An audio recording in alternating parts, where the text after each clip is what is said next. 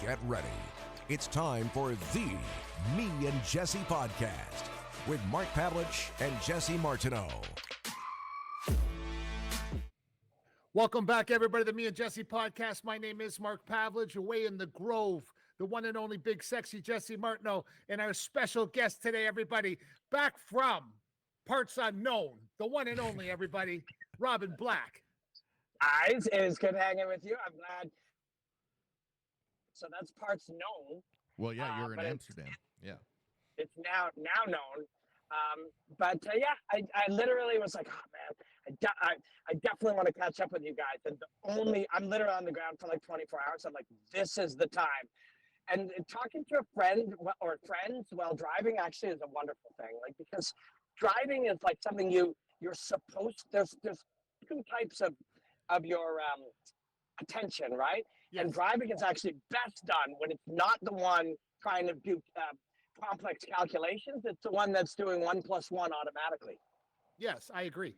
Yeah, it is. It's called the theta waves. Your theta waves in your brain, and then you can. You're on your way. Are you on your way back from Amsterdam now? Landed in Toronto. Yep. I bought a new house in Stratford, Ontario. Okay. Which is about just under 2 hours from the airport. And I am in the process of building a studio there, but I'm also still traveling a lot for commentary. So it was Amsterdam last night was the show, home tonight, Halloween tomorrow with my daughter. She's not quite 2. And then I'm next to the Dominican Republic for karate combat. Do you know what your daughter's being for Halloween? She is a pirate. That's the cutest thing in the whole world. She was at school today, and she has a preschool 3 mornings a week.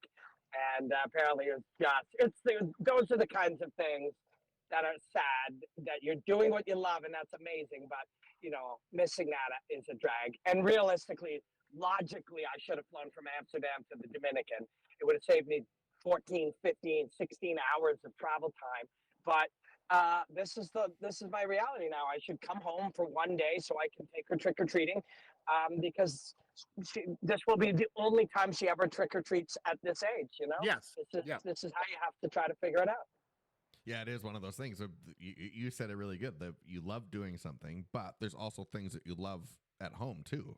How is I mean, since the last time we talked to you, a lot's been going on, and you've been traveling way more than you were then even. So how have you balanced all that?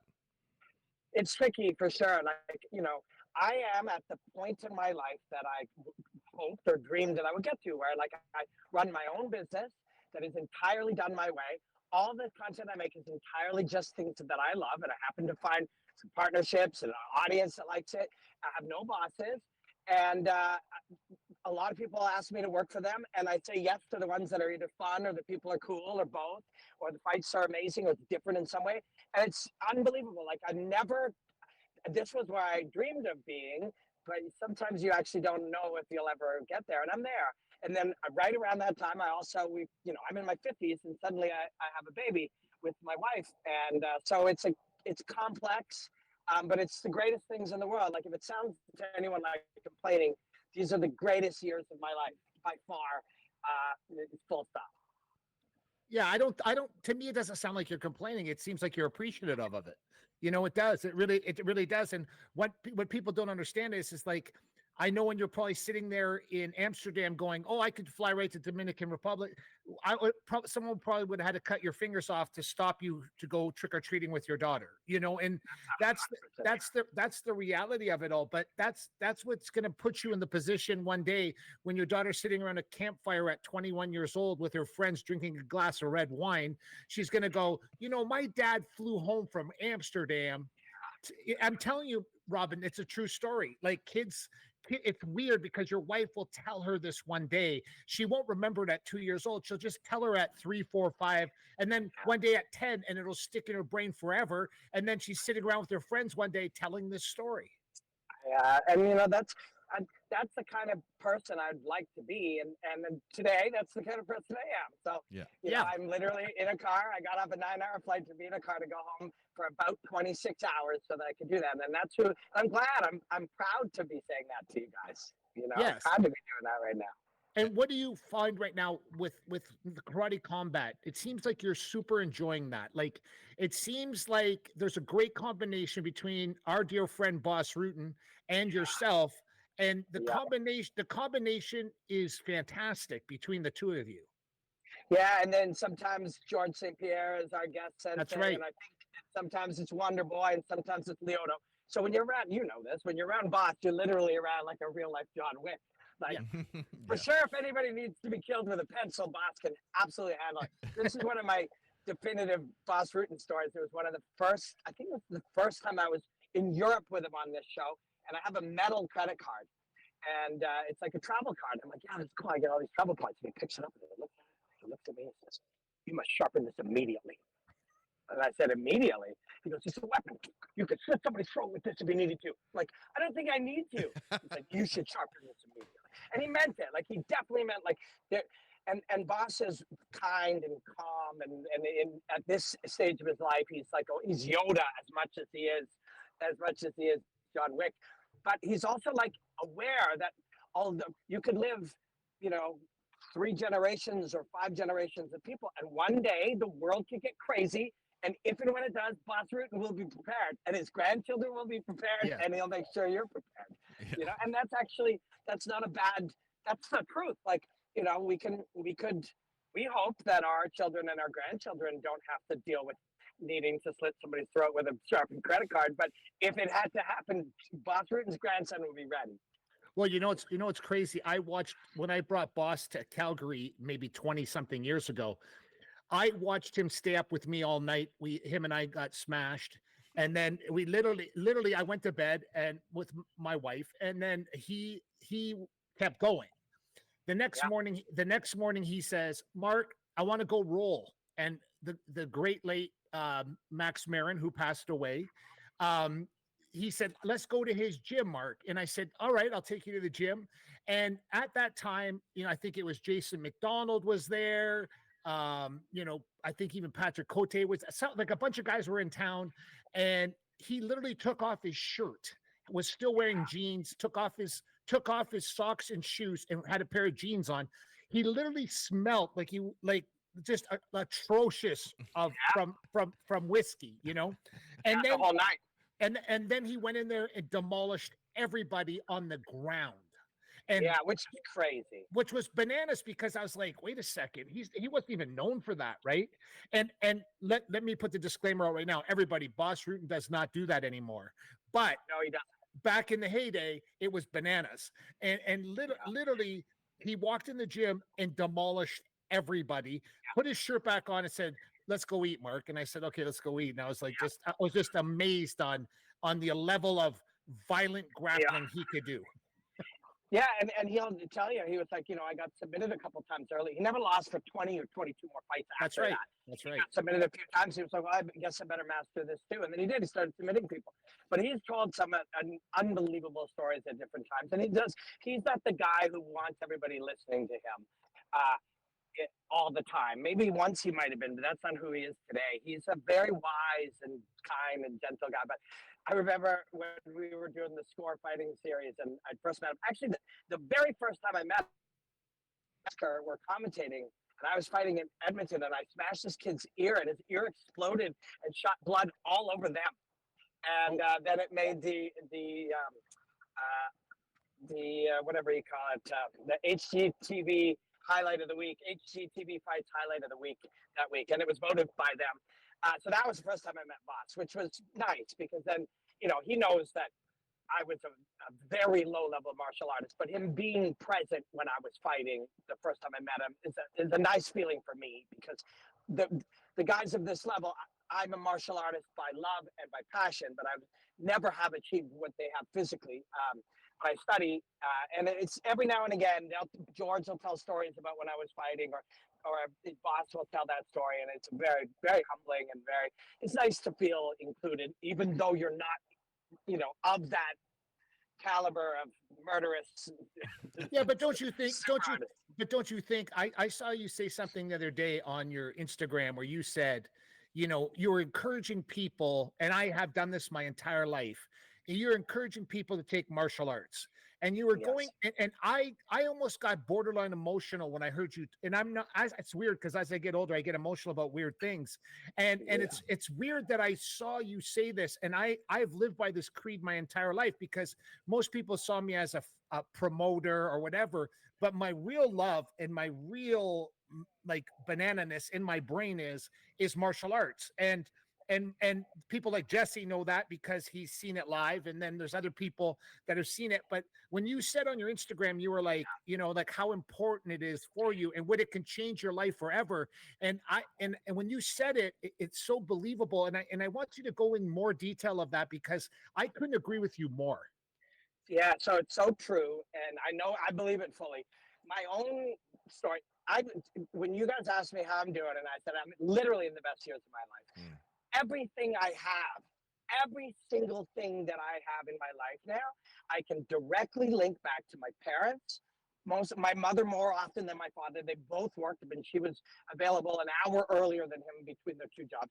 She would drive me 2 hours one way to train taekwondo Wow. 3 days a week and 2 hours home. She'd sit there for 1 to 2 hours while I was there. So that's a 6 hour night, 3 nights a week for my entire time as a kid. And literally, they tell the story now. So I'm doing exactly what you said about the children going back and repeating these stories they heard. They told the story that I had all these like black belt magazines and Inside Karate and Kung Fu magazines. That's all I was into. And I kept asking if I could train karate, and I could train karate. And eventually they meet me, they're talking behind closed doors. I have two other brothers, and they're like, listen, this kid, like, there's nothing else he likes. He has a very weird attention span. He's obsessed with weird little things and then doesn't care about other things. Mm. Maybe we should take him. And then they did. And it wasn't easy. And they both had full-time jobs, and I had two brothers, and they did that Monday, Wednesday, and Friday for a decade for me, and everything I have is because of that. And that's only my personal example, so it's why I'm so passionate about it. But when I see other people, some people just the seeing how doing hard things, the getting a little bit of humility by suddenly realizing things that you think you might be good at are really hard, teaches you that the process is everything. Anyone can get way better at anything. All you have to do is practice. All you have to do is study, practice, get some deliberate feedback, and trust the process. And you'll learn that in martial arts. You can learn it in gymnastics. You can learn it in other sporting events and other arts and other things that you love. But anything there's something, especially for kids, those belt systems, having short-term goals, having little groups of things to learn. Anybody can improve any skill. All they have to do is fall in love with it and then practice ruthlessly. And martial arts teaches you that, teaches you all these things. Humility, it teaches you, it builds your confidence. You suddenly can do things you never dreamed you could do. You get fitter. As soon as you get fitter, you drink more water, you sleep better, you eat better. It's just a virtuous cycle. And martial arts is the one for me and for you. There are other things. Some people literally could take up jogging or golf or something, but you got to move your body. You got to be attached to your body. You got to get off the phone, and that's really important for people now more than ever. And it will change your life if you do that. Well, it's funny because I stopped playing golf for about 20 years. And when I was a kid, I was really good at this game. So I started taking up golf again last year, and then I started to get better at it. But how I got better at it was martial arts. And the people that I was playing with, they're like, how come you're like so good at this game? I go, well, I was good when I was young, but it doesn't translate 20 years later. It does not. I said, what I remember about martial arts was people would go, oh, your jab is so great, Mark. And I was like, oh, thank you. And my wife can tell you that I would practice just straight jabbing, thousands of times a week. And I would just shadow box throwing jabs. And people are like, well, do you ever throw the right hand? And I go, that's what I'll do next year. I'll throw the right hand next year. And they were like, what do you mean? And now I was boxing with like UFC fighters, and they were like, Mark, why are you so good at boxing? Were you like Gold Gloves? And I'm like, no, I just obsessively practice. Now, there was other people around me that could learn it way quicker than I could. And hey, great to them, right? But I just wasn't that person. So I had to consistently do it over and over again. And for three people that have some degree of ADHD on this panel today. It's funny. It's funny how martial arts makes you focus when you don't want to, when someone's punching you in the face. It is literally it is literally the cure. The more you do of it, the more you will pay attention, because as we know, if you're not paying attention in martial arts, you're going to get a bloody nose. You're going to lose a chiclet. You're going to get choked out if you just start daydreaming away, and it's happened, like, so it's a very good for kids that suffer with that. I couldn't recommend parents enough. See, in team sports like hockey, baseball, they're all great, soccer, fantastic, but there's something about the individuality about martial arts that take kids from here to here, literally in a very short period of time. Big time. And, golf, it's funny you mentioned golf. I'm interested in fencing. I was a diver and a gymnast. A lot of these things kind of connect for me as movement. But Ian Gary, who his wife I work with on Karate Combat, so Ian will be around. They have a son sometimes. Oh. She has two sons. Sometimes Ian will be around and stuff. And you watch him, he's young and he's very smart and he's very legit. Just be around him long enough to go, okay, I see how he sees the world. And that's a rare one. Often I'll see these 23-year-old or 25-year-old kids, and they're big or strong or fast or tough, or they work hard or whatever. They don't always have this understanding of who they are. And he very much does. And I really like the guy a lot. But he's like, I'm going to retire at a sensible age, and then I'm going to become a golf pro. But we talked about it. That repetitive nature of the golf swing is exactly like where you're going to turn the ball of your foot and keep your hips parallel and all the. They're so similar. You're right. It's the repetitiveness, though, Robin. It's that like I have a 50-yard hole in my backyard now since the obsession grew back, and I have a putting green, and I have I have the bunker, and I have all the stuff, and I sit back there after work and I hit balls like for hours and hours and hours and hours, and my wife comes out there and she has a glass of wine, but she never says, oh, you're hitting too many balls, because she knows my obsessive nature, and she knows that I'm just doing this, like bang, bang, and I'm adjusting in my head. Like, okay, you have to adjust this. You have to adjust this. And it's so funny because she says, oh, have you been watching video? I go, no, I just remember my martial arts training. I remember that, I was remembering my shoulder up when people were trying to punch me. And I was remembering the right hand, and I was remembering the jab over and over again, the kick. And then I was like, oh, it's the same mentality. You're just switching the sport. It's just like. I mean, and that's another thing, whether or not this translates to everybody.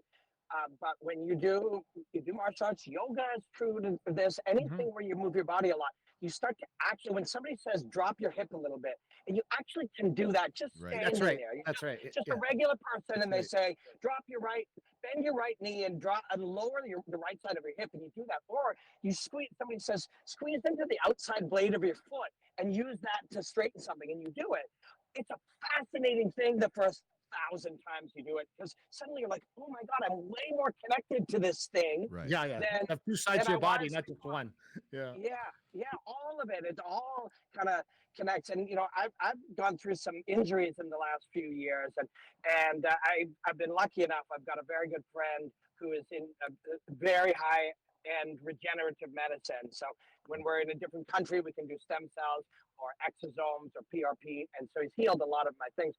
And after the injuries, and then they healed, I would start to go and take some physio again with somebody who's kind of, really connected to the pelvis, their understanding of the pelvis and space, and the feet and the back and all the kinetic chains. And just doing the physio again was so rewarding when she would say, while you're in this position, drop your right hip, but put pressure onto your left foot. And suddenly you'd be shifting your body and like, oh yes, this connection to the organism. If you don't have it, you just don't understand even how beautiful it is and what you're missing. And you can go from sitting on the couch eating Doritos to having a connection in your body that you start to almost be shocked by in 6, 8, 10, 12 weeks. Like literally, you can. It won't be the same as a professional athlete unless you spend 15 years at it, but you'll have some. And there's a real beauty in that. This thing isn't just, for feeding garbage to. Like, this thing has real value. And suddenly you have a little child and you're older. You're like, I better make this thing as optimal as possible. when my daughter's 12 and I'm 60 or whatever. You Yeah, know? and for as long Right, as possible. You know, it's funny because Exactly. I definitely talk to a lot of people, and the older you get, the harder it is to start something, it seems. But I was Yes. talking to someone the other day. It's like sucking at something, like being bad at something, is the first step at being kind of good at it. And like, 100. and the problem is, I find there's a lot of people don't want to. Like, I don't know what it is. If it's like how much we're on social media and seeing perfection and things, but people don't want to look bad before they look good, or they don't want to see them look like that. What do you say to those Yeah, people that need to get off and start? It's there's a million ways we can try to phrase this and hope to find one that will get through to somebody. But it's really they just and you're right. There's all these forces that kind of discourage you from doing it. A lot of them are kind of in your mind, and a lot of them really are just ways to that you can talk yourself out of doing something valuable. But Mm-hmm. the best time to start um, anything was 10 years ago. Yeah. The second best time is right fucking now. Yeah. Yeah, Right? Like, yeah. like Yeah, that makes sense. I remember being 25 and going to play guitar. I sung in a rock band and I couldn't play guitar. And I thought, oh God, I wish I had just started guitar when I was 16. I'd be good at it. Then at about 34, I remember thinking that at 25, and I thought, you're an idiot. Like that's when I understood, oh, wait a second. If you are lucky enough to live till your 40s or 50s or 65 or 80 or whatever, that's a long time. And there are people that are 35 now and think, oh, well, I'm in this job now and I guess I have to do it. It's like, if I said to somebody, all you got to do is work passionately at something you love, and in 10 years you'll be successful, would you do it? And most people say, I would. It's like, well, you will. Like, that's the thing. Yeah. You actually will. I can guarantee it if you do it. And even if you don't quite get to whatever point you're at, wherever you'll be will be a lot further than you are today. But you have to begin. Like, you have to begin. Because how long did it take you to get, like you said, now you're at the best place of your life, business-wise, and all that. How long ago did you start this process? Yeah, I mean, I started working in, martial arts as a child, entertainment in my teens and 20s, and starting to make sense of it all. Like, one of my very favorite books in the whole world, I read it maybe 7 years ago. I worked at a place called Fight Network at the time, and in 2017 they cut our entire department. I had a really good job. I made really good money. It was a 24-hour combat sports channel. For people who don't know, it was like it still exists, but it doesn't exist the way it did then. It's like the Food Network, but fighting, right? So this was optimal for me. And then they cut that. Right around that time, I realized, okay, like, this is a turning point. It's either over now, or you have to relearn everything. The world is changing. Technology is changing. How people consume things is changing. All of it changing. There's a moment where you have to, like, quote, go back to school. And I did. I went and I learned. And now, because of it, that last hard shift was the big one. I learned about running my own business. I learned about, doing partnerships. I learned to edit. Like, at one time, we would go put a suit on. Somebody would do our makeup. That's right. There'd be two guys with cameras. They would put a mic on you. Yeah. So it'd be a guy running the lighting. Yeah. There was somebody else. And now I do all of that. Exactly. And that was the only way. Now, over time, the bigger that my business has got and the more partnerships I do have some people that have a staff on a project I'm working on now that, I'm hoping will become permanent staff. But yeah, you had to do everything. And it was like, I didn't know how to edit. And I remember seeing, I thought, okay, I got to buy some technology. So I bought an iPad Pro. And I went on YouTube and I put in how to edit on iMovie because it was the one that came with it. And a 9-year-old girl popped up and she's like, click this button here. And then you go like this, you swipe this, and then you click this. And I thought, if this bitch can do like this, and I say that jokingly because she was just a little kid. If this little girl can do this, I mean, you have no excuse. Like this, so I learned to edit on there. And then I tried to figure out what Instagram was. I have 500,000 human beings, 550,000 human beings that consume my stuff there. And 6 years ago, I didn't know how to do it. I didn't know what I had. I think 3,000 followers. I didn't even know what it was, but somehow my wife had put me on it or something. And then I did Rogan's podcast, and I think I had 3,000 followers. And then and then now it is my business. And I bought a big house and I'm building a studio in it, and I get to fly all over the world, driving in a new car with like it's so crazy. I can't even believe it. But yeah, it took decades to really figure it out. But the process was fun. Learning it was fun. You know, if you get to the point that you can eat, that's great. And if you don't, have a job and then it be your hobby. Like you don't have to watch 1,000 things on Netflix or play 50 hours You're of right. video games unless that is the thing. This could be your hobby, right? I can remember walking in literally outside the Fight Network studio, and we were in Toronto, and I was walking down the street with you and my son, and I think it was John remember. Ramadine too as well. And my son was like he was like a kid, right? I mean, he's 36 now, and he looked at me and he looked at me and he said, "Dad, this guy's really good, eh?" And I'm like, "Yeah," and he goes, "Yeah, he's really good. He's going to be somebody someday." And I thought, so as my cool. son, as a kid saying that, he's like, "Yeah, he's got it, right?" And I was like, "Okay, we'll see." And you imagine we're sitting here today. So cool. It's There banana. was a lot of setbacks. Like there was a lot of Yeah. setbacks. Suddenly there was no job there. At one point, Joe Rogan brought me in, and Dana White shook my hand and said, "You're going to have a contract in 3 days. We're moving you and your wife to LA, and you're going to be on Inside, whatever the Fox show was. Congratulations. Welcome aboard. Take him to meet Lorenzo." And that was like 7 years ago. So that contract just never came. Some other work I did for them through some other thing, and they were bought by another company. My contract sort of disappeared. Then I was, there's a million. The path will be long, and there will be weird and scary setbacks, but it's exciting, and you can always get another job. There's a lot of keys to building your own thing. One of them is don't spend your money like an idiot. You have to not don't get in debt and don't have payments on things that you don't need. If you're young, live with 3 of your friends in the cheapest place you can. Drive Uber or get a job, and then spend the rest of your time trying to learn something you're crazy about. Because everything in life, anything you do, that thing that your parents tell you to do, that's going to be the thing to fall back on, or the other thing that they say, "Oh, this will be a good living." That thing will be really hard.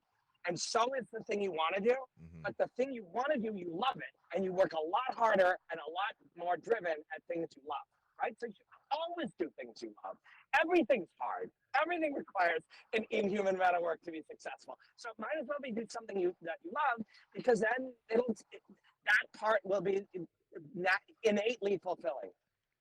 How many shows do you got now ahead of you with Karate Combat? I got, I leave in 36 hours or less to go to the Dominican, and we got that one.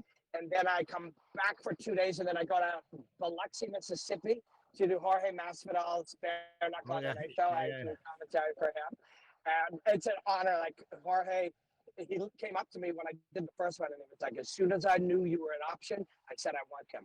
And then the last time he was like, to Dean, who's his matchmaker and president or CEO, they're partners, and Dean is brilliant. He said to Dean in front of me, he's like, "I want him every show." And I was like, "Oh man, I'm like such a fan of Jorge, he's so legit." And there's, I do a good job, but I also I think found a pocket. Like this is not, yes, it's getting bigger. They've had 2.6 million people watch the main event and the card last time. That's 10 ESPN plus shows. Literally takes 10 to get that many people. So they're big, but they're also not corporate bullshit. Like it's not just the same narrative and the same corporate crap and yelling and selling and hype and stuff. We can talk like real people. And I think that's part of it too. I understood their vision, I think, right away, where it was like, this is cool. Remember once upon a time, the UFC was counterculture, it was punk rock, it was edgy, it was outsider stuff. Well, it ain't now. No. That's what this can be and is, right? And that same feeling that you had back in the day, like something like pretty like that your family will not want to watch, and they'll think you're crazy for watching it. That's what Jorge and Dean have created. So that's a cool one. And then I go to France. I go to Paris once a month for a show, Aries, on Fight Pass. Oh, Aries, yeah. Yeah, beautiful show. And then I'm home for a week. How's And that? I got How's Paris for fighting? How's Paris for fighting? Paris is huge for fighting. So PFL just did a Europe show there, and I was at a Bellator show. So I did an Aries on a Thursday or Friday night, and Bellator was the next night. Bellator sold out an arena in Paris, and it was awesome. I had such a good time at that show too. Paris is nuts for it. Remember, Mark, when Ontario opened up? Yeah. Remember, like all of a sudden, well, that's what Paris is like, because France it was illegal until like 2 years ago. Right? Wow. It was illegal. So now, the MMA, and in particular corporate MMA, the UFC and stuff like that, does best when it's new. Because after a while, they haven't been in Toronto in a few years. They can't be everywhere at once. Right now, the Middle East is where they'll get the most money. And I'll never say never, but if the UFC came to me, and they wouldn't, I'm as bad a fit for them as they are for me.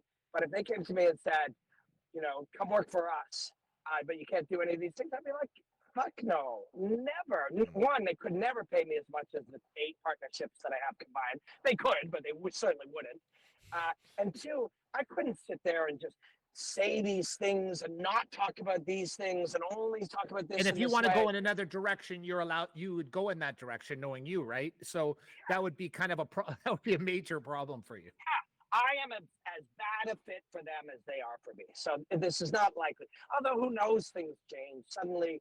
But even then, like if they suddenly were like, well, there's a real, and I say this just with being somebody who gets to consume so many different types of cool things, and sumo and left way from Myanmar, and Kun Khmer in Cambodia, and I do some stuff for a Nigerian martial art where you rap.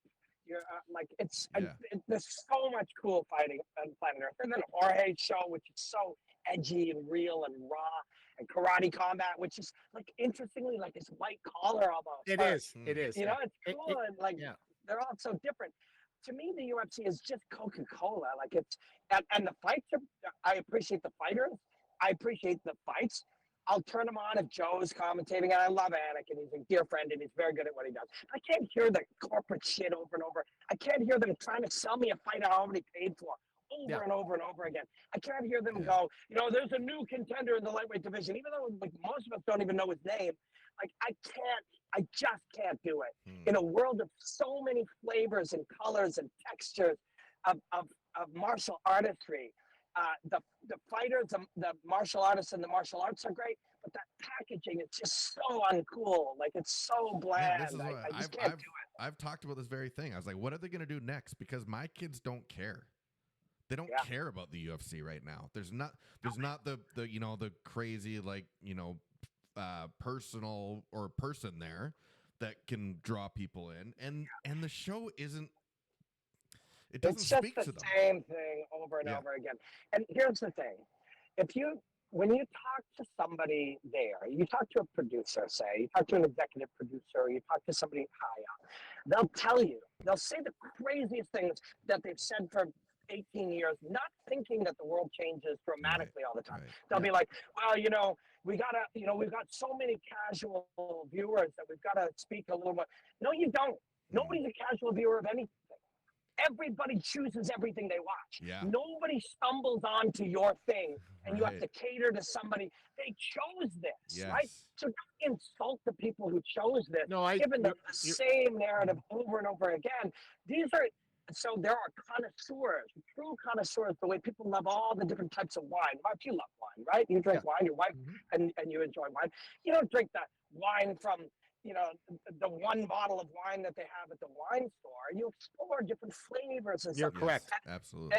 And a lot of people are into craft beers. Yeah. Jesse's Budweiser, right? Like, hey, Jesse, okay, do you drink Budweiser? No. Right? Never. Right? You want something that's been carefully crafted. Yes. We do. So, and something that has a unique story and background and flavors and scents and aromas and all these things. That's what you want. And you cannot be both of those things. Budweiser can make a line of craft beers all they want. Yeah. They're still Budweiser. Still right? Yes. Yeah. And that's the problem when you become we all have our dreams, right? And when the dream is we want to be on ESPN and we want to be mainstream like the NFL. Well, you did that. But in doing so, you can't also be edgy, cool, counterculture, progressive, creative, innovative. You cannot be those things, right? No. And that's okay because their goal was to make billions, and they've made billions. Yeah, And they're it's like all achieved. I've always thought they're the biggest cult sport in the world, right? Like it's a cult following. And if anybody says differently, I was in it from the beginning and I literally watched it happen. Like it's like people don't understand. Like there's maybe 3 fighters in the world that could walk down my street and my neighbors would know who they are. And I'm talking maybe there's 3 in the world. Maybe. Maybe. And do you So- understand? Do you understand what that means? That means like, okay, listen. If Wayne Gretzky walked down my street right now, everybody would know who he is. But okay, so what I'm talking about, even other sport figures, right? Yeah. But what I'm trying to tell you is, like, maybe GSP could walk down my street, and if he walked slow enough, people would be like, "Oh shit, that's GSP, right?" Chuck Liddell, if they Or were Chuck over Liddell. 40, they'd be like, I know that guy. Yeah, He was on that's The right. Simpsons, right? But they won't know his history. They won't know about him.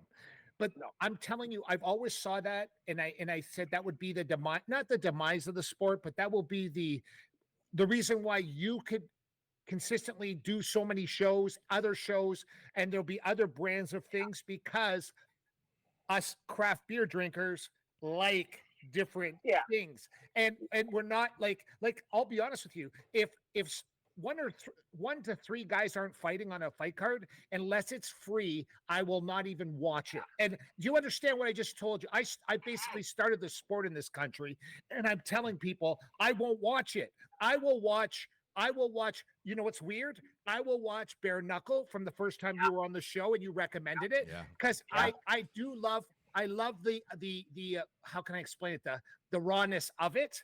So it kind of reminds me of back in the day, and I'll watch that, and I love Karate Combat because to me, when I watch Karate Combat, I'm watching 2 people that look like school professors go in there and axe kick a guy to the face, and then when he axe kicks him to the face, he jumps on top of him and drills him in the face 4 more times, and then the way the arena's made, it's like I'm getting flashbacks of Jean-Claude Van Damme's sport fight, and I'm like, this is fucking nuts. Like, this is Karate Combat. I bump into people like I'm walking around and they do karate, and I'm like, have you not watched Karate Combat yet? Like, this is bananas. It is so good. And then I got you.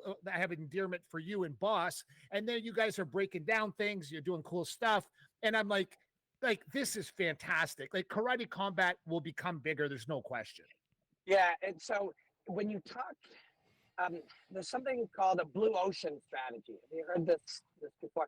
The I don't idea, think a red ocean, I get. I don't know exactly because like going deep dive into like business strategy is not my thing. I want to understand things Sure. enough as it relates to the world around me, but a red ocean is something that's full of competitors that already exists, and you're going to go into it. A blue ocean strategy means what you do doesn't exist. Yeah. Right. Yeah, it's just wide open. You're creating something from nothing, and that's what they did with Karate Combat. Mhm. Another MMA show where what is the MMA shows that I do and I love, like the one I just did in Amsterdam.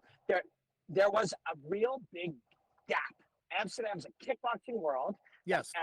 There was no large, meaningful, this area of Europe. There was a gap there. There was a gap that needed to be filled. And the arena was full last night in Amsterdam when I was there. Wonderful fights, great people. And so they built something meaningful.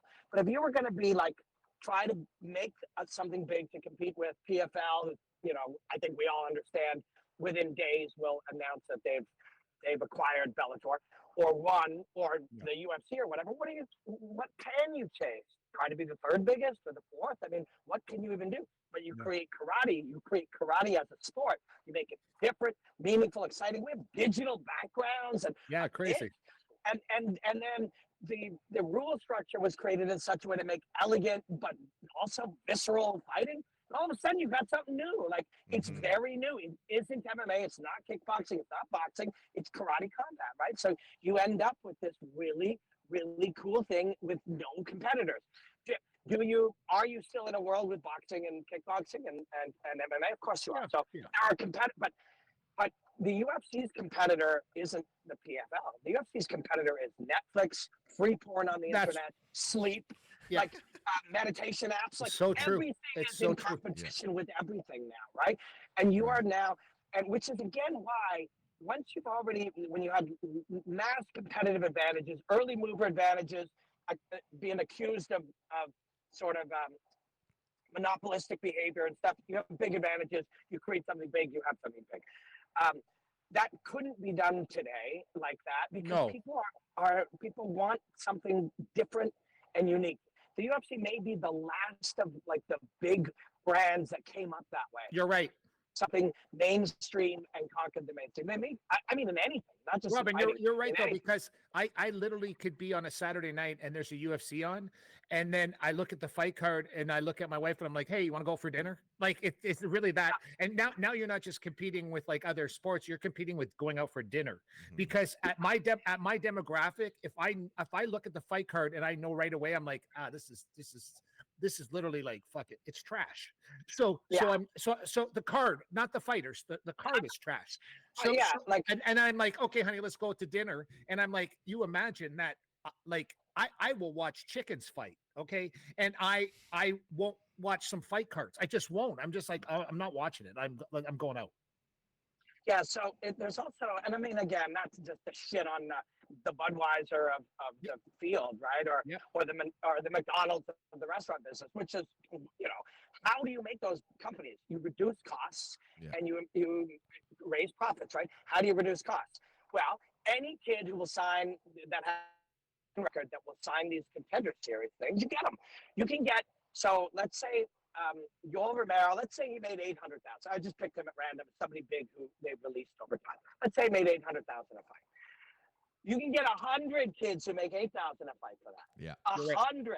Yeah. You're Where right. are you going to get them? Wow, the average kid who doesn't really look at things much, they still have that powerful influence that 20-year-olds didn't grow up dreaming of being Bellator fighters or one championship fighters or PFL fighters. They dreamed of being UFC fighters. Well, That's right. sign this contract that says you're going to make terrible money and have no leverage.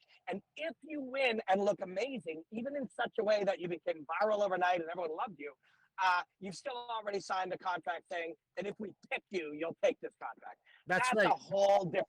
And Right. that's when you say the cards are bad. You're not saying the martial artists are bad, but if you fill No. cards with people that you found who you could sign cheap because that works good for your business model, that isn't the same thing as the greatest fighters on planet Earth doing battle for superiority. That's not the same thing. It's a different thing, right? So what happened? Because we haven't talked to you for a while. What happened with Dana cracking off about your look and your hair? And and you know what's funny? When I heard him say that, I don't know what it is. I'm like the older brother that feels to reach out and slap people. And I'll tell you, and I'm not even joking. I know you have a different demeanor than I do, but to me, when someone does it that way, like you're pointing out the obvious, okay? It's nothing creative. Like you didn't say, oh, his commentating sucks, so he's an idiot and blah blah blah. Yeah. So I've always struggled with people that talk like that in general because I'm like, why don't you attack his real character because you can't? And you make that comment, and my wife showed it to me, and I'm like, this fucking guy, like, no offense, like, listen, I don't have like a real problem with him, but we have had problems over the years because I was always the defiant cousin in Canada who would not bow down, and I didn't disrespect him. I just didn't acknowledge him. Right. And I made everything different than him. And people were like, oh, you don't like Dana White? I go, no, I don't have no problem with him whatsoever. Even when I went to the UFC 100 times, there was multiple times when he was standing right next to me going, hey, we should get a pic together. And I'm like, no, we shouldn't. And you know what's funny? I'm a different kind of cat, okay? So I don't need to go into my details of my resume, but what I am telling you is I don't go around smacking chicks. I don't go around belittling people. I don't go around belittling people for the obvious. Listen, if my friends can tell you, I'm probably the most teased person in the group, and I don't fight back. So my wife teases me, my friends tease me, and Jesse teases me, but they'll all tell you I don't fight back because I'm not that person. I'm not the guy that's going to sit around a group of guys and start making fun of people. I don't think that's not what I like. That's not your thing. No, Yeah. but when I seen him do that, to, British should be your thing. That's a yeah, but British thing. I saw him do that to you, and I thought, wow, really? Like, Yeah. why? And please, So, you yeah. please tell us how you I can interpreted give it. you, so I can give you the overview. So around a couple months earlier, we were texting each other, he and I, about his slap fighting league that he was creating. And I won't go into the details of how I see it because I'm not in the business of trying to help them. But there is actually aspects to slap fighting. And again, I'm not going to make the case for it here because again, I'm not in the business of trying to figure out how to help them right now. Yeah. But I have martial arts analytical views about it, that it is a martial art. It's just a very specific assignment of martial artistry. And so I was having chats with him and the lawyer, Frank, who seems like a nice guy, about that, saying, hey, listen, depending on how you phrase this, there are aspects to this that could be viewed as a martial art. Again, it's up to other people to either go, no, there isn't, or, well, what does he mean? But I'm not going to go into it. Wait a second. No, there isn't. But go ahead.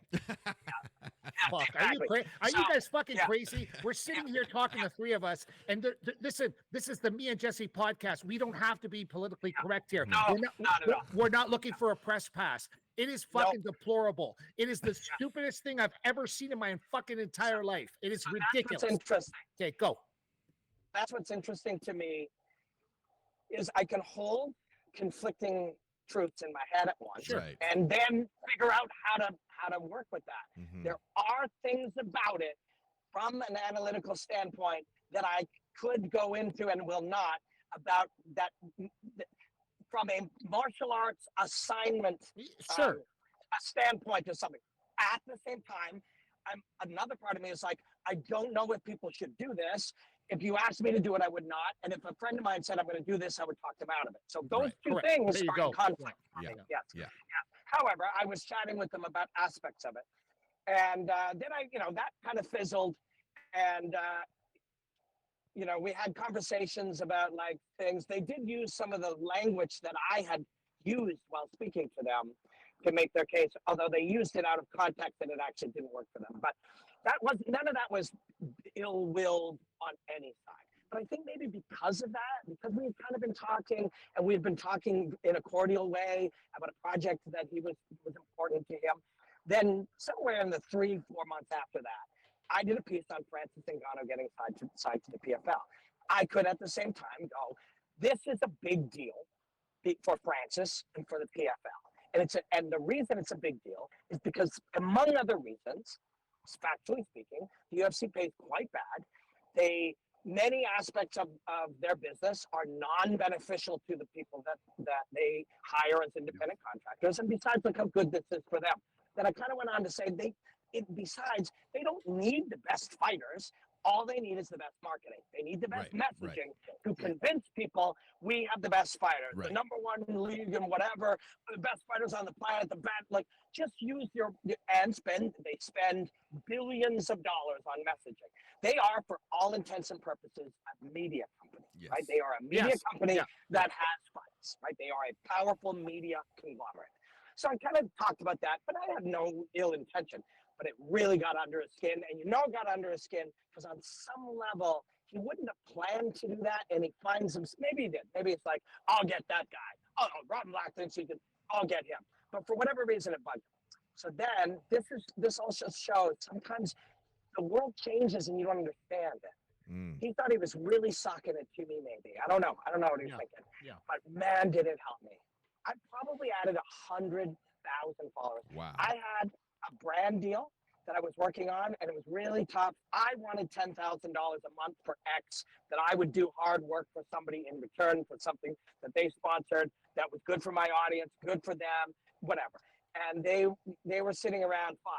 And as soon as that happened, so much heat came to my thing, we closed the thing out at 10. Now, that's an extra $5,000 a month I made. That's $60,000 that a year. If that lasts for 2 years, Dana White made me $120,000 Yeah. when he said that. Then I went and I took 2 days and I thought, what would I be proud? I don't know how he feels about talking like that about people, men, women, journalists, whatever. I don't know him well enough to be able to guess how he feels about that. But I thought I'd like to handle this in a way that I would be proud of, no matter how people respond to it. Sure. And so I made a piece about not that, I know exactly who I am. I know exactly how I look, and I'm going to teach my daughter not to bow down to bullies who are trying to get you to act the same way as everyone else, push Sure. you to the middle of the pack, dress a certain way, behave a certain way. Absolutely. Do not let these people push you agree. into the middle of the pack. Be an individual. Then I went on to say, especially when the reason they're doing it is to try to silence you. Then I listed Demetrius fights for one, Francis Ngannou fights for the PFL, Kayla fights for the PFL. Those are the three best in the world at what they do. Amosov fights for Bellator. Evelyn fights for Bellator. Those are 5 of the best fighters on planet Earth that they don't have. There's many that they don't have, right? Because they're just a brand, or they're an entertainment company that does deals based on what's good for them and spends a lot of money to make the audience believe it's the best no matter what. And so I just did that, and then I gave him the finger, wearing eye makeup and messy hair. And I sat down after and I thought, this is, I think, the best, most honest piece of content that I've ever made in my life. And I'm proud of it. I'm proud of the way that this, also, he thinks that still works because it worked all this time. The Back Rock in the other day. day, the Rock and Oprah did something to raise money for Ukraine or something. And No, Hawaii. That's right. When there were the fires in Hawaii, and people went apeshit on them. They did. Because it was tone deaf today. And both The Rock and Oprah were sat around going, what did we do wrong?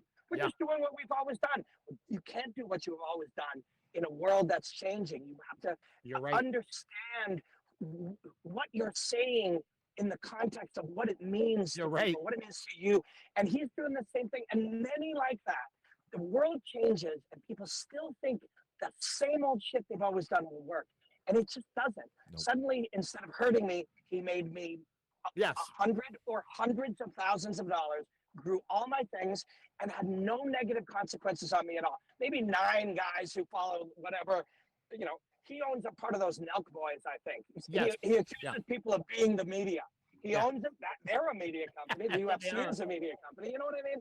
It's a game, but people aren't stupid anymore. People don't that just doesn't work like it used to. I think you're right, Robin. I think you're 100% right, because if Oprah and Rock would have came out with a check for $20 million and stood there and said, we're going to give $20 million. And if you guys can find some pennies or dollars to give to Hawaii, that would be great. We'll add it on. We'll add it on. That's not how it went down. And that's the world we live in now. And it's like, you just, like Jesse said, his kids don't turn on the UFC. And the reason why is there's nothing they can relate to. That generation of kids go, we'll watch YouTube and we'll watch Jake Paul talk shit about somebody, I like Sugar Sean. I think his kids might like Sugar Sean. Yes. There's a few. Right? Yeah, there's a few. It's not all crap. Right? No. I agree. There is a handful of people, but in a company of that size, it is a handful. And like I said, we didn't want to turn this into a UFC bashing thing, because it's not. There's a lot of good pieces. But what I am saying is, though, is you're right. It's just it's a shame that the leader of the pack still doesn't have a Nike swoosh on his mat, still does not have Rolex, still doesn't have Louis Vuitton, still doesn't have any of those brands. And those brands are involved in tennis, they're involved in everything else. And the reason being is because he, just like yesterday, nobody tells me how to talk. Nobody writes my shit down for me. I say what I want, when I want, and how I want. And that's what he said yesterday. And you know what's crazy? You can't do that in the corporate world. The real corporate world, the owner of Nike, Phil Knight, doesn't want you to say whatever you want, guys. Talk shit about the gay community. Talk shit about, whatever you feel like you want to talk shit about. And it's like, you guys, you can't talk shit about the gay community. You just can't. No. And but you got your current champion that sits there and talks shit about it nonstop. And it's like, guys, you don't see that in any other sport on the planet anywhere.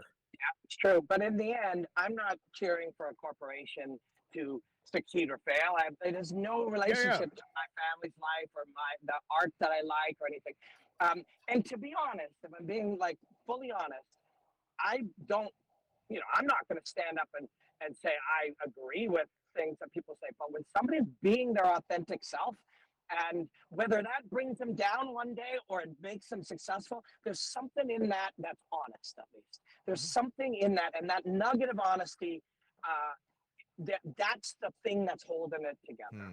Eventually, that's not enough, right? Like, just if you say something that I disagree with, but it's so important to you to say it, there's something in there that part of me, because I think authenticity and truthfulness, I think that's a really important thing. And I admire it in many ways, even in people that do things I don't like. Right. So that's the part that keeps that working. But when you're having setbacks, when Francis suddenly owns the combat sports weekend or month or whatever, and then the PFL makes a big move, and then, it emboldens your enemies, and you make a lot of enemies. I'm not close with Ariel Helwani, Brendan Schaub a little closer, but both of those two people are enemies of Dana White in the UFC. Yes. Yeah. I'd like to see, I haven't looked, but if you look, go see what, say, Ariel's doing on his platforms. And again, no judgment whatsoever. Yeah. That man has made him his enemy. Yes. He created that enemy. And I bet you he's emboldened to be part of that. And the UFC created a lot of them in the course of it. Spike TV, they left on bad terms. Ariel, who was a big part. Don't forget the people, even the people like Josh Gross back in the day, like all those guys, like, and Ariel too. I don't care what anybody says. I've been on Ariel's show before, and Ariel and I had a beef back in the day, and you know whose fault it was? It was mine. It was not Ariel's. It was my fault. And I told him that because I see things a certain way. I don't want, and I was 100% wrong. And he asked me to be on his show. He was the bigger man, and we squashed it. Yeah, that's cool. But what I always noticed about Ariel is that he literally is a good person. Listen, it was the same thing with Rogan back in the day. Me and Rogan got in a big fight about something about Jason McDonald, and I told Rogan to go fuck himself, and he told me to go fuck myself. And then after we were in this is a true story. We were in a restaurant. My son says, "Send him over a bottle of wine, Dad. Don't be an asshole for the rest of your life." So I sent him over a bottle of wine. Rogan drinks the wine. He comes and apologizes to me. I apologize to him. Years later, he's at the River Creek Casino. Place is fucking sold out to the back. You can't get in the place. And he, in the middle of his show, goes, "Hey, there's one guy that I want you to all fucking give a big round of applause for. I know he's here tonight, and he says my name and makes me stand up. And, like, he's a great guy. And he doesn't have to. And he does. You know why? Because real martial art people, regardless if we're wrong, I'm not going to bring in religion. I'm not going to bring in nothing. Martial art people, we will make mistakes, but we do have the empathetic gene that runs through our body that goes, I messed up. I'm completely wrong. How can I rectify this problem? Because I was stupid. I've been hit in the head way too many times, and I apologize. And you know what's 99 out of 100 times, the other person in the martial art world will go, "You know what, Mark? You're a good guy. I'm sorry too. Namaste. Let's roll. Let's. Yeah. There's also, I have this reoccurring theory that keeps popping up. If you are not setting out to become a better person, you will inadvertently become a worse one. Right. And you know what I mean? Like, life is going to make you grumpier, sad. Yes. More rebellious, lash out, emotional. This is what's going to happen to you unless you make a concerted effort to go the other way. And, we've all done stupid things or said stupid things or behaved like idiots. The reason I don't hold any against anyone is whatever I did that was rude or offensive or dumb or reactionary or emotional years ago, I'm a better person than that today because I tried to be a better person. Yeah. Still going to make a mistake or two, but I know I'm better at dealing with other people, at forgiving other people, at recognizing my own faults, at apologizing for things I did wrong. I'm better at that. And so now you run into somebody later who did you wrong. Why can't you think they're probably better at it too? They very well could be. Yeah. I try to hold myself to a more stringent standard.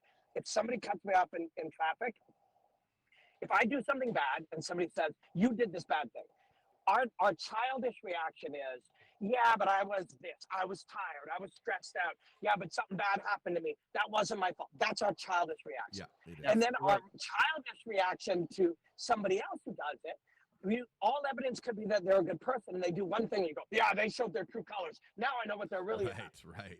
You flip it on yourself. Yeah. See the person do it and go, give them an excuse. Yep. Their mother could be sick. They literally could Yeah. just have found out that like there's a death in the family. That they could be anxious about something bad that's happening to their You're child. right. Like and then when it's you, don't go, oh well, I'm tired, or like that wasn't me, or I'm not like that. That is you. You did that. You Yeah. did that. That's a part of you. It'd be better, you know. And I really found I started doing that a few years ago, bits and pieces more. And you're not going to ever bat 1,000 on it. But I really found that life is happier, much happier that way. If you you're do right. both of those things, You're right. you know. Yeah, it's absolutely true. I find that all the time, and I think there's two kind of people too. Like, you know, I might have been on the side where I was like extra hard on myself all the time, and everything I did I put under a microscope. It actually shut me down the other way. But then there's the other one that blames it's everyone else's fault for me reacting like this. But there is something about like diving deeper into yourself and being okay with the truth maybe is the real thing. Yeah. As hard as it is, we know that it's supposed to set us free. So if you actually want it though, and I think that's the key, like people have to want it. You have to actually want that for yourself. And if you don't want it for yourself, yeah, you're going to run through life and it's going to be everyone else's fault. But if you actually do want it, well, then you can actually grow. 100%.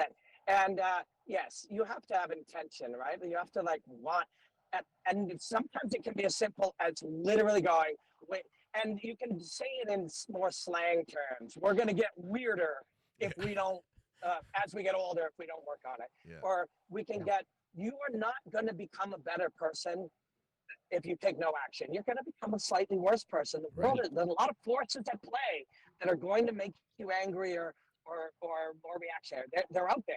So you have to work just to stay this level. Yes. Never mind improve slightly. Yes.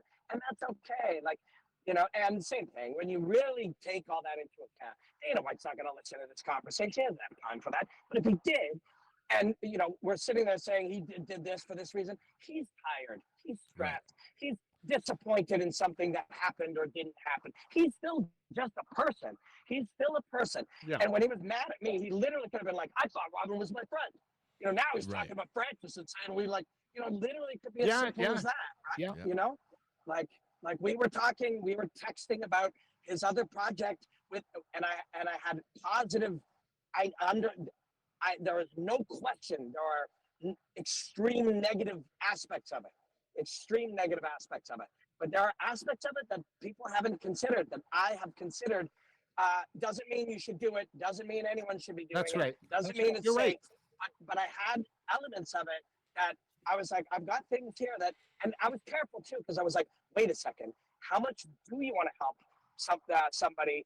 What if it turned out that there are people that are really, really, really brutally affected in their life in 6 years because they did slap fighting?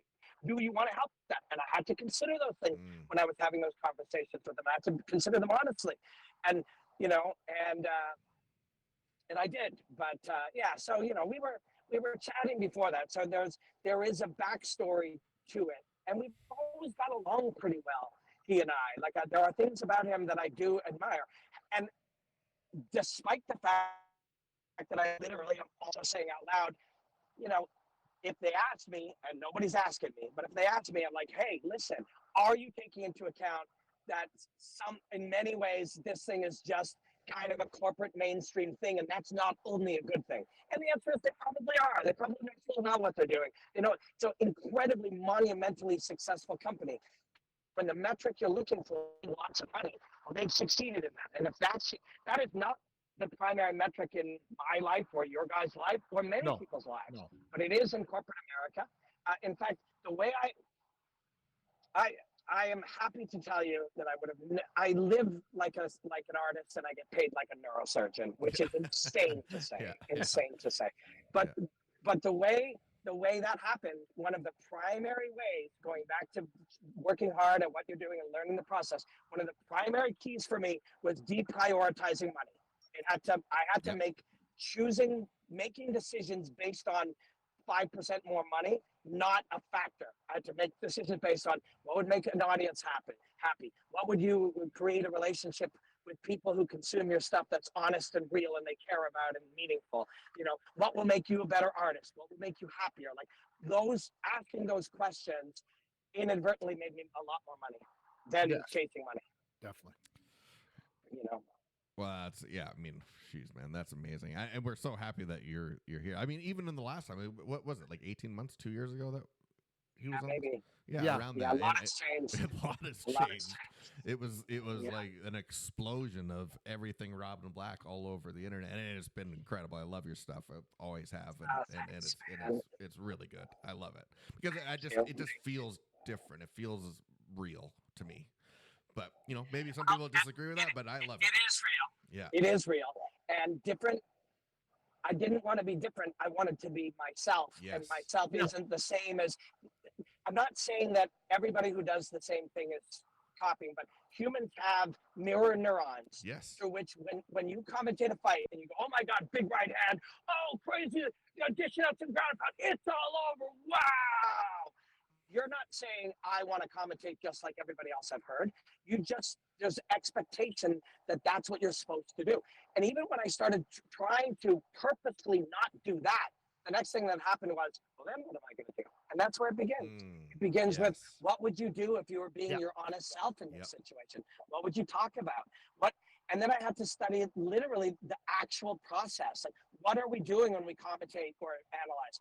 Well, it's got a lot in common. You can either just say the things that people say during these moments, the way you would narrate Barney the dinosaur, or you can study the actual process. So it has a lot in common with freestyle rap, right? Freestyle hip hop, they write all the time, but then they release it all and they allow themselves to improvise based on things that they've floated through their own system. Correct. And then new things come out, right? And then I studied the process of jazz performance. When jazz soloists are performing, one guy fades out and somebody else goes up. Start to understand, look at what parts of the brain are happening here. Oh, well, they created certain chord progressions through repetition, hundreds and thousands and tens of thousands of repetitions. Then when they go to do it, they don't think, which of my favorite chord progressions am I going to use? No. They don't think at all, and they allow it to happen. And the only way that could happen for me was literally to make tens of thousands of these pieces, examine them. The same thing. I've done analysis videos on an overhand right probably 900 times. Can I find a different way to do it? What else is there?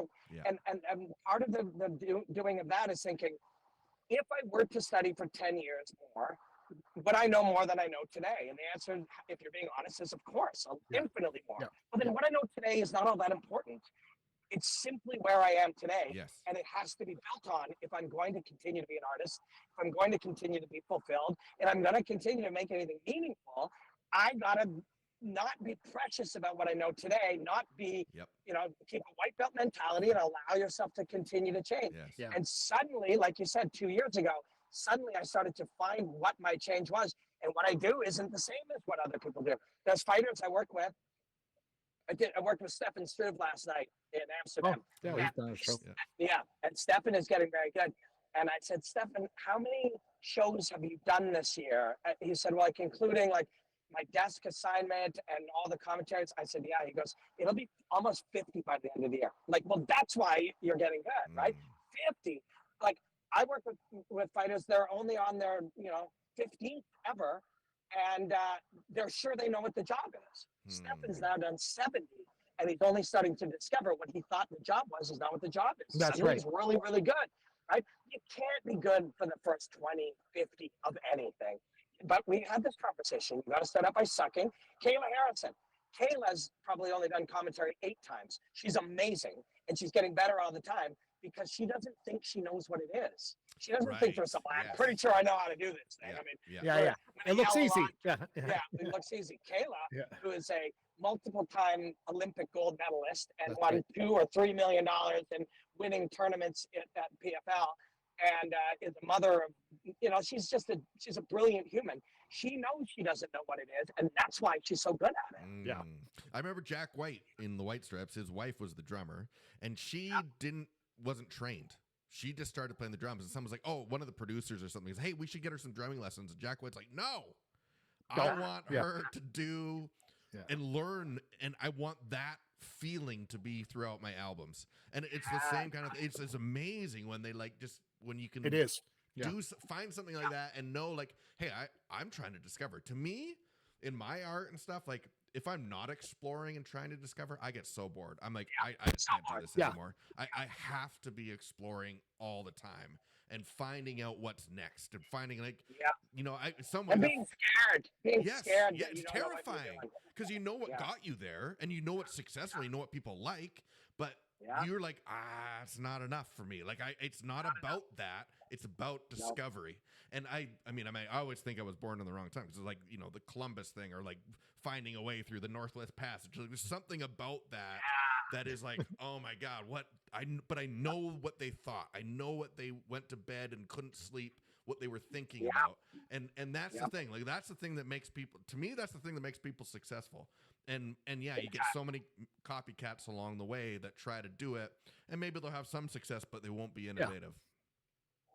Yeah, I mean, it depends what you want, what you call success. Like, when you deprioritize money and suddenly you have it, you're surprised, but that wasn't how you define success. Right. When you didn't define it that way. So all of a sudden you're like, oh my God, I have a really big house. Yeah, like, exactly. That happened, right? Yeah. So, but you're not successful because you never defined it that way. That's right. And I think we're just looking to be fulfilled, like to really, if I had to, there was a period about 18 months after Fight Network had kind of laid off their entire creative department, which is, and it's not just them. They're not, wow, they're stupid. Like, there was a lot of television companies that literally laid off their digital departments. Yeah. In 2018, because they're like, wow, this isn't making any money. It's like, yeah, but this is about existence. Yeah. If you don't exist in the next plane, you won't exist at all, right? So it's not just them. Like, at the time, I was like, these idiots, what are they doing? Now I realize that was a part of the shift. Many Fox did it. Like, many companies laid off the creators, and then later came back and said, oh, we should have laid off some of the executives and freed up the money. Yeah, that's right. That's right. There's too many executives at most companies, right? Over time, what do you need an executive for when somebody literally, can do all the things now, right? Like, and then you have your executive, then you have the executive's assistant, and then he has an assistant, and they don't and he's realize. got a boss, and they take care of each other. That's right. It's just, it's and that over time, and then you get these really fast moving companies. Why is suddenly Jake Paul and these guys able to do all these things? They're agile. Their staff is probably like 20 people that they know and are close with, and everybody's on the same page. Yeah. And when they say we're gonna go eat, they are eating, and then they're doing work at the same time, and no one says it, and no one goes, oh, I have to go do this now. No one says that. Everybody's on the same page. It was called the MFC, everybody, and it went on for 16 years. And and so one day we're sitting there making no money, and then we say, hey, this smart French girl that I'm married to, we should get her involved, because she'll figure out the mathematics while we're all going crazy. Because we're all going, let's get this person to fight this person. Let's get this to do that. And then this French lady comes in and goes, hey, why don't I run the mathematics? And I'll let you guys know when you can spend this much money. And we didn't know that. She did. So my wife, Minot, was that person. But we didn't care if it was Sunday, Monday, Tuesday, Easter, whatever you want to call it. We were working. And it's not passion, ladies and gentlemen. It was mad obsession. Exactly. It was obsession. It was when I stopped doing the MFC for 16 years, I've never said this out loud, I went into a dark hole for about 2 years. People are like, no purpose. Yeah, no, but I was just like, oh, what am I doing now? 16 years of the same thing at that level for that long. And when I'm telling you about being high, I was high for 16 years and I didn't touch drugs. I was stoned out of my mind. I was like, there was no drug in the world that was better than the MFC. And I would walk to Las Vegas and people were like stopping me every 5 seconds, like, hey, hey, hey, hey, hey. And everywhere I went, now I could walk in the West Edmonton Mall and not one person says hello to me. That is weird. And when you did it for 16 years at that level, I'd be walking in Las Vegas with my wife and people would want to take pictures with her and me together. And then all of a sudden, now it stopped. And nobody, because there's a different generation of people now that weren't there when I was there. And now I walk around and nothing. Yeah. And in a way that's there's a beauty in that too, right? Yeah. Like, Yes. there's a beauty in that too. Those things are spooky in many ways. Like I haven't talked to Joe Rogan that much in the last year or two. Among the other reasons, I assume, is he has to change his phone number often. He does. He does. And there was probably 2 times where when he did, I got a text. It's like, hey, it's Joe. Nuke my old numbers. This is my new number. I may not have made a friend list once, on cell phone number 5 or whatever. So I don't even know if I haven't been in touch with him much. But I do know that he can't take his daughters to Disney World. No. How fucking Joe Rogan take his daughters to Disney World, right? No. And so we have to be careful what we wish for, what we think we want. Yeah, it's so true.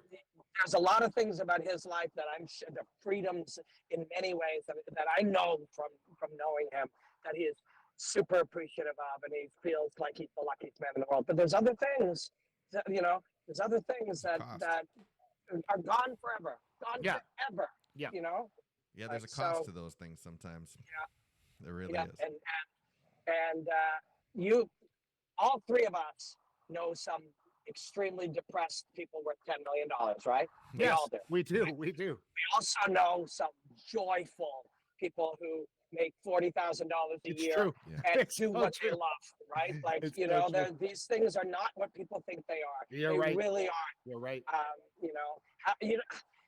And we know a lot of unhappy rich people, and most people who come across rich people at different times in their life do know that they have drug problems and gambling problems and infidelity is exactly, and they're searching for something. If you thought money was going to make you happy and then you got money and you're not happy, well, the answer isn't more money, but that's the only way they know, right? So happiness, there's a lot of factors to happiness, and one of them is the feeling of some control over your own life. Yeah. Yes. And that's the one to pursue. That's the one to really try to pursue, and it can be done. It can be done. We all know people that are doing it, it can be done. It's Robin, work, but everything's work. Well, Robin, thanks so much for joining us today, and enjoy the rest of your drive home. Always awesome talking to you. Thanks so much for taking the time to talk with us today, and all the people that love you. And keep it rolling, bro. Keep it rolling. Yeah, thank you. I love you guys. That was a real treat. Thanks for making my drive. Okay, buddy. We'll see you soon. We'll see you later. Okay. Bye. See you, buddy. Bye-bye. See you, buddy. That always is going to happen when we have him on the show, for sure. For right? sure. Absolutely. Thanks so much, It's Robin, awesome having him on. Yeah, thanks so much. And always a special time when Robin joins us. You can follow him. Just find Robin Black on everywhere. He'll pop everywhere. up. Everywhere. Thanks so much to Backscape for sponsoring this episode. Head over to backscape.com. Take part of their fall promo kit that just came out now. And don't forget, everybody, check out Crystal Glass, your clear choice for all your glass needs. Call 310 Glass or go to crystalglass.ca today. Awesome. Thanks so much for watching, everybody. And I'm Jesse Marno. That's Mark Pavlich. Thanks so much, Robin Black, for joining us once again. And have a great night out there, everybody. And Monday Night Football. See what the Raiders can do. See if they can keep their wild card hopes alive. If they don't win tonight, it ain't looking good. We'll see you next time, everybody, on the Me and Jesse podcast. Thanks for watching the Me and Jesse podcast. Follow us at facebook.com/meandjesse.